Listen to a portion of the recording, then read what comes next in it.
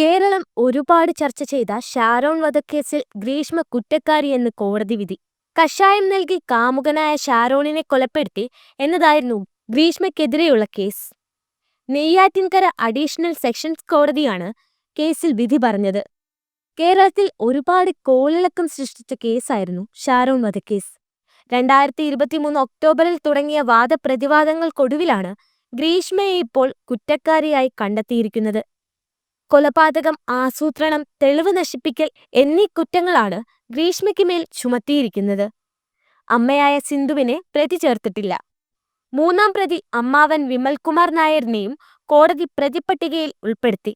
തെളിവ് നശിപ്പിക്കൽ എന്ന കുറ്റമാണ് അമ്മാവന് മേൽ കണ്ടെത്തിയിരിക്കുന്നത്. താരതമ്യേന കുറഞ്ഞ ശിക്ഷയാകും ഇയാൾക്ക് ലഭിക്കുക. അമ്മയായ സിന്ധു ചെയ്തുവെന്നാരോപിക്കുന്ന കുറ്റങ്ങൾ തെളിയിക്കാൻ പ്രോസിക്യൂഷൻ സാധിച്ചില്ല. അവർക്ക് ഷാരോണിന്റെ കൊലപാതകത്തിൽ പങ്കില്ല എന്നും, എന്നാൽ മകളായ ഗ്രീഷ്മയെ നിയമ നടപടികളിൽ നിന്നും സംരക്ഷിക്കാനുള്ള ശ്രമങ്ങൾ അവർ നടത്തിയിരിക്കാനാണ് സാധ്യതയെന്ന രീതിയിലുള്ള കണ്ടെത്തലുകൾ കൊലപാതക കാലയളവിൽ ഉണ്ടായിരുന്നതാണ്.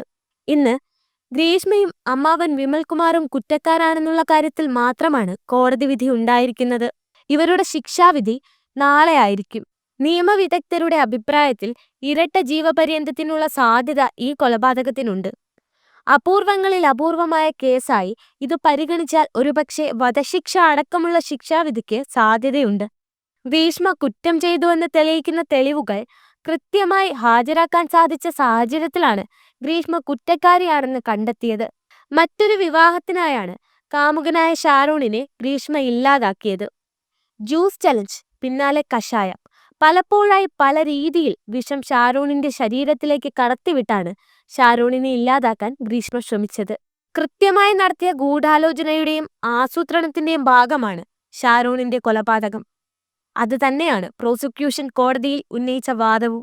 2022 ഒക്ടോബർ 25 ഷാരോൺ ദുരൂഹ സാഹചര്യത്തിൽ മരണപ്പെടുന്നത്. 11 ദിവസം ഷാരോൺ ആശുപത്രി കിടക്കയിലായിരുന്നു. ഒക്ടോബർ 14 ഗ്രീഷ്മയുടെ വീട്ടിൽ നിന്നും നൽകിയ പാനീയം കഴിച്ചയുടനാണ് ഷാരോണിന് ഛർദിൽ അനുഭവപ്പെട്ടത്. തുടർന്ന് വൃക്കകളുടെയും മറ്റ് ആന്തരിക അവയവങ്ങളുടെയും പ്രവർത്തനം മോശമായി. പല ആശുപത്രികളിലും ചികിത്സ തേടി. ഒടുവിൽ 19 മെഡിക്കൽ കോളേജിലെത്തുന്നത്.